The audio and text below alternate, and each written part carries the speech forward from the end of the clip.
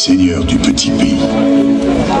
J'écris ici mes mémoires pour que mes petits-enfants se souviennent de leurs ancêtres qui ont participé à la grande histoire. Laissez-moi vous conter aujourd'hui ces aventures et vous parler de ces hommes et femmes qui ont fait l'histoire et dont vous êtes tous les descendants.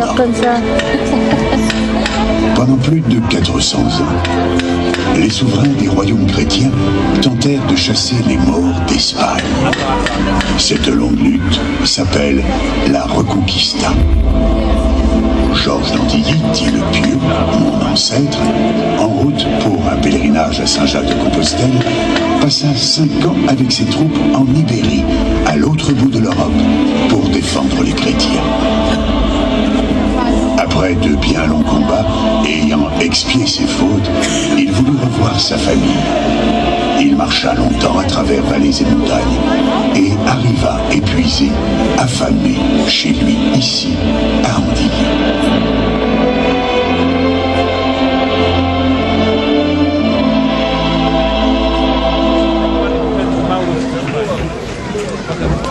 Georges ne sait pas encore que pendant sa longue absence, le perfide Arnaud, son cousin, lui a dérobé ses terres.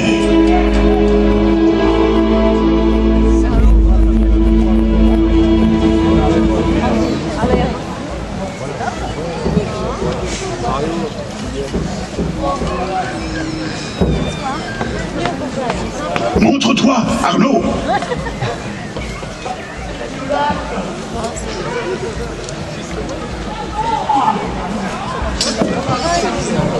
Arnaud cria à son cousin qu'il n'est plus le bienvenu sur cette terre, qu'elle est sienne à présent, que le peuple l'a oublié, que jamais il n'aurait dû revenir et que lui seul est le maître. « Tu dois mourir !» lui dit Arnaud. Georges, alors, prit à partie son peuple venu l'accueillir et dit: « J'ai régné sur vous pendant des années avec amour, équité et compassion. Je suis parti pour défendre ce que je crois juste. Y a-t-il encore parmi vous des hommes prêts à me défendre ?» Alors, des hommes s'avancèrent et jurèrent fidélité à Georges. Ils se souvenaient des nombreuses fois où ils avaient combattu ensemble. « Tu es notre Seigneur, dirent-ils. Tu nous as toujours défendus avec courage et loyauté. Nous sommes avec toi. »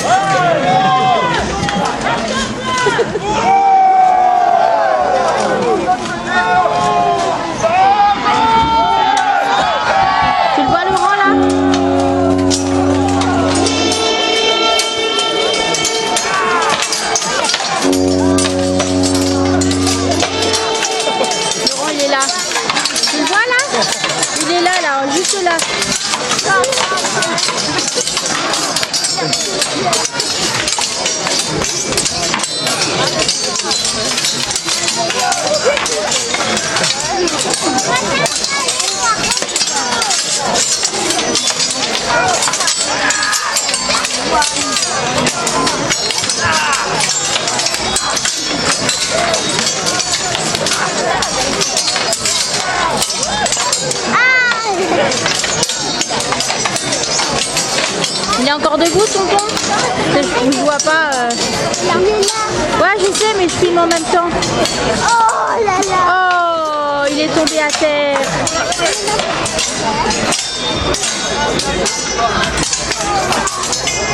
Il est mort, tonton.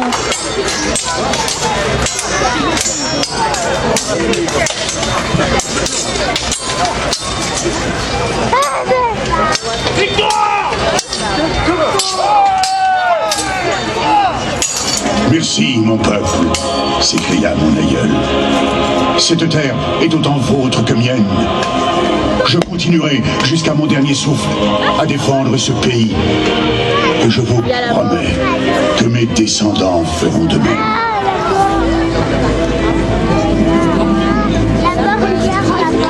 C'est la mort, elle vient chercher les morts.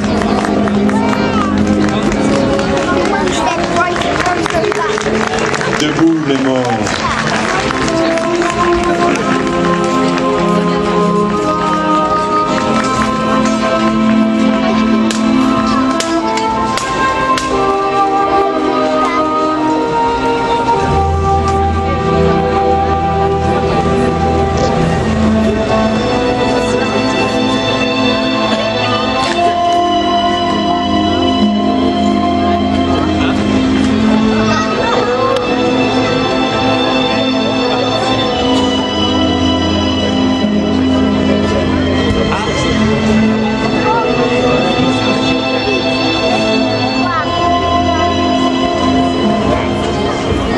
Des années plus tard, François, fils de mon ancêtre Georges, voit se préparer une autre guerre. Édouard III, roi d'Angleterre, a accepté que Philippe VI prenne le trône de France, à condition qu'il reçoive des compensations territoriales. Il ne les reçoit pas.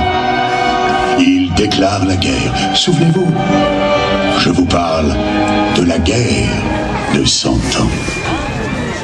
Oh, combien de massacres et de carnages dans cette guerre qui ne finit jamais.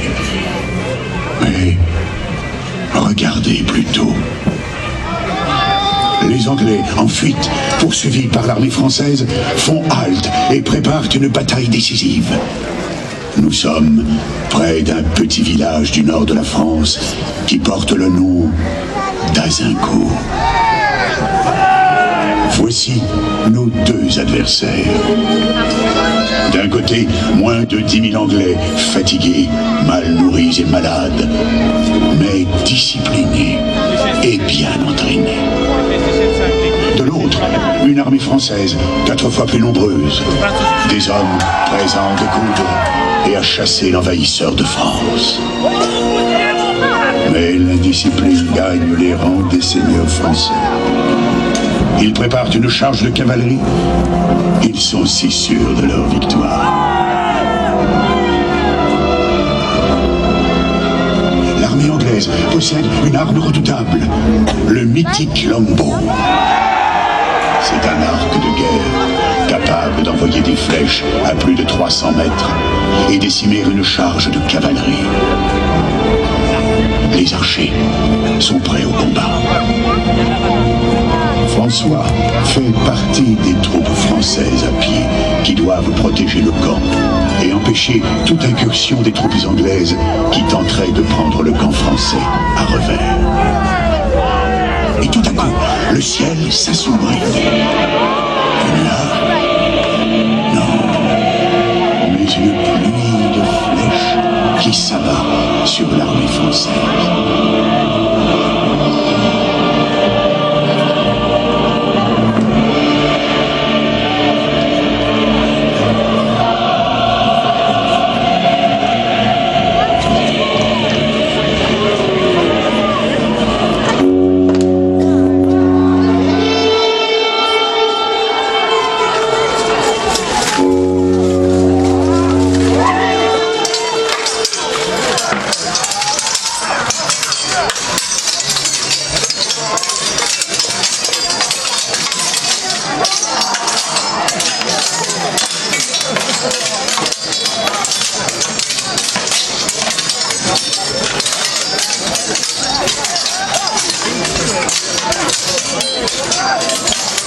T'as vu tonton, Gabriel?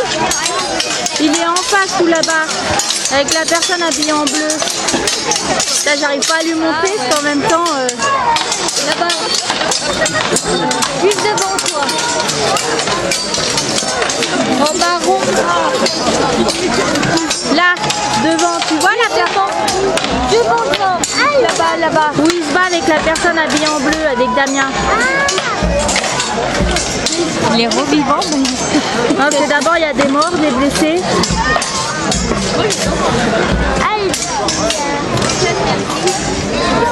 Ah, ils m'ont remort une deuxième fois.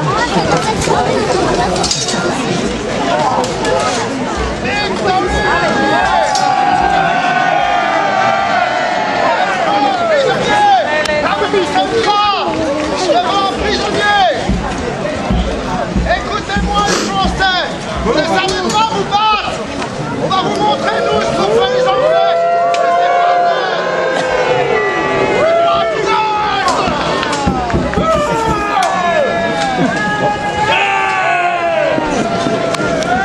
La France perd des milliers de chevaliers, soit tués, soit faits prisonniers. Il n'y a pas une famille de la noblesse française qui n'ait perdu l'un des siens dans la boucherie d'Azincourt.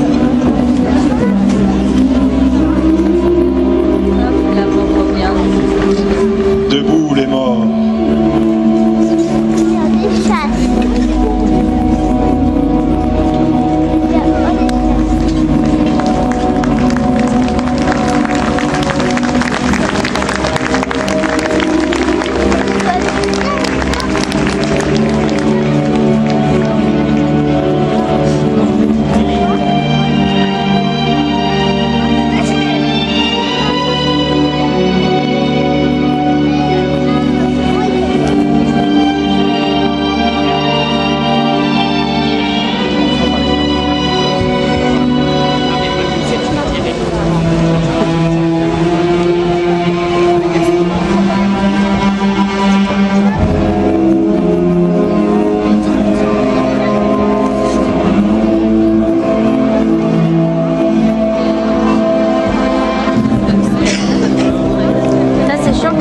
Elle est pas du côté gauche. La quoi? Hein? Que ça soit pas du côté gauche.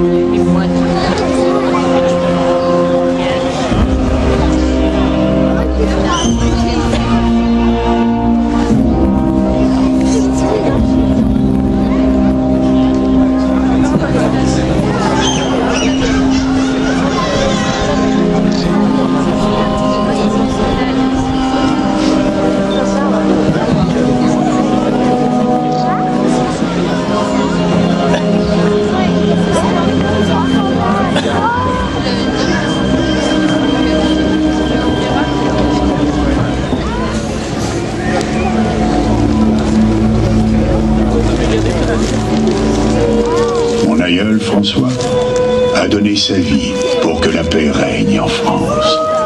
Paix qui se conclut par le mariage de Catherine de France et de Henri V d'Angleterre.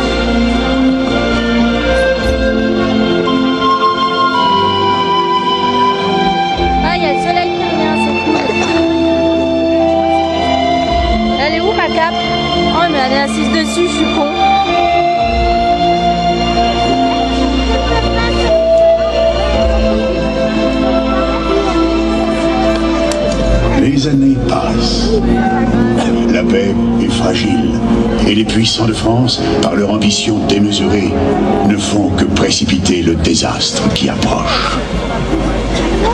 Henri V meurt. Henri VI vole le trône aux Anglais. Ceux-ci, se sentant trahis, font le siège d'Orléans. Nous sommes en février 1429. Une jeune fille de 17 ans demande audience à Charles VII, qu'elle reconnaît comme le seul vrai roi de France. Elle a eu des visions, dit-elle, et une voix lui a montré le chemin de la victoire. Cette jeune femme, née à Domrémy, va changer le cours de la guerre. Motivée par sa profonde piété, elle réussira là où les hommes du roi auront échoué. Quelques années plus tard, cette jeune femme déclarera: « Sur l'amour ou la haine que Dieu porte aux Anglais, je n'en sais rien, mais je suis convaincu qu'ils seront boutés hors de France, excepté ceux qui mourront sur cette terre. » Elle s'appelait Jeanne. Jeanne d'Arc.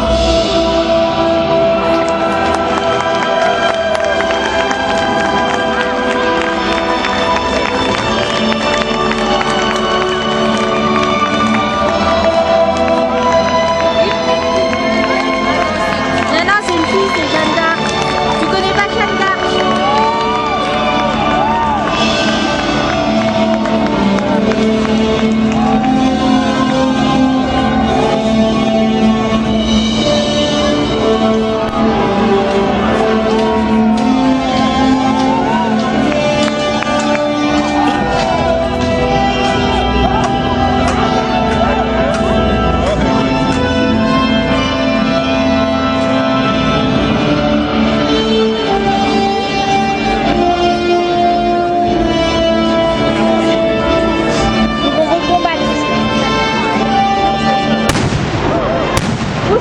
Bouge tes oreilles, je peux pas te les boucher, moi je tiens le truc.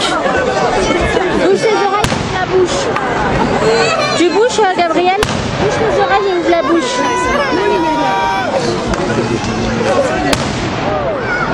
Bouge tes oreilles. Encore. Bouchez vos oreilles, les filles. Le petit, il a eu peur.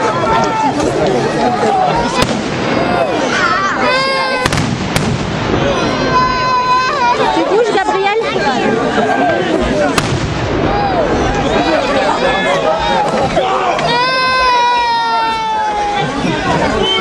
Na prawdziwej wojnie, czy ci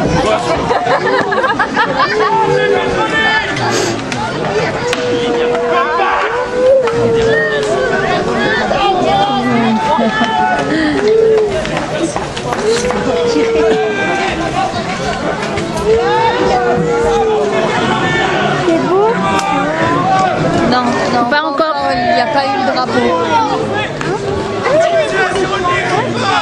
Bouge tes oreilles, bouge tes... Bouchez vos oreilles, les filles.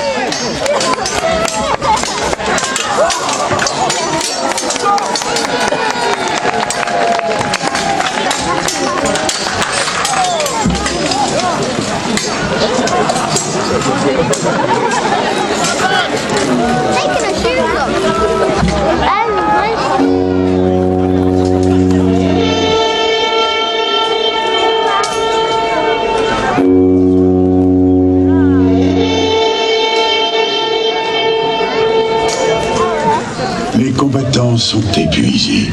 Les chefs décident de se battre d'homme à homme pour préserver le peu de force de leur troupe.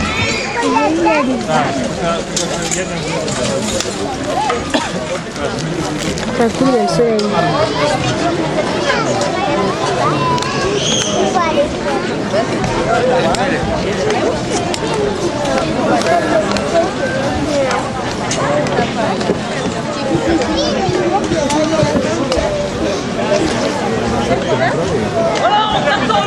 J'espère que je vais pouvoir aller jusqu'au bout.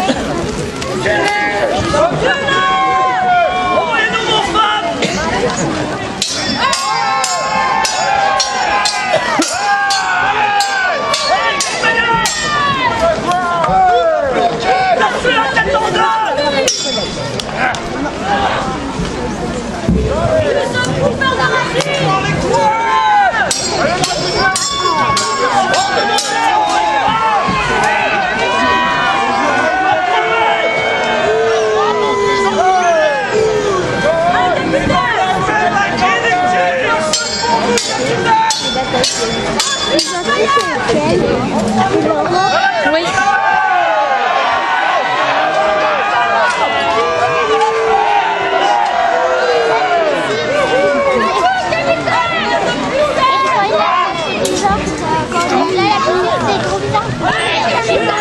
Qu'est-ce qu'elle a Ça va, Alex?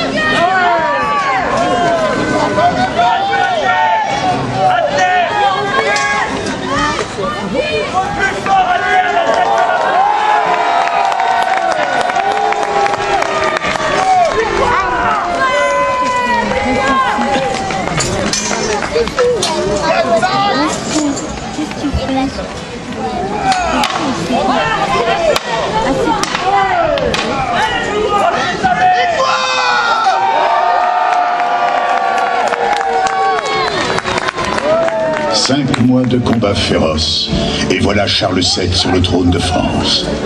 Il reprend les territoires du Nord, occupés par les Anglais. Il fait la paix avec le puissant duc de Bourgogne. Il chasse les Anglais, encore eux, de Paris. Il libère la France. Toute? Non. Seul un irréductible territoire, le port de Calais, résiste encore et toujours. Mais cela est une autre histoire. La guerre de 100 ans prend fin. Le petit pays, lui aussi, est enfin libre. Et la vie peut reprendre son cours. François, mon aïeul, a laissé descendance. Et me voilà devant vous contant ces quelques pages d'histoire. Mais je vous quitte, gentes dames et beaux damoiseaux, et retourne à mon écritoire. Des brumes de l'histoire doit encore jaillir la lumière.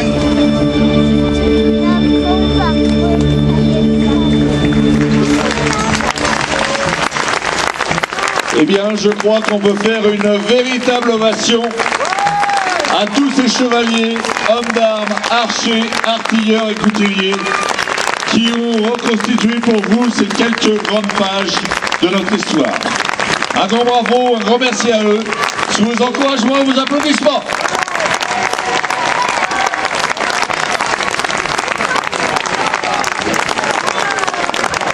Et si vous le voulez bien, je vais avoir le plaisir et l'honneur de vous présenter toutes les troupes qui ont participé à cette reconstitution.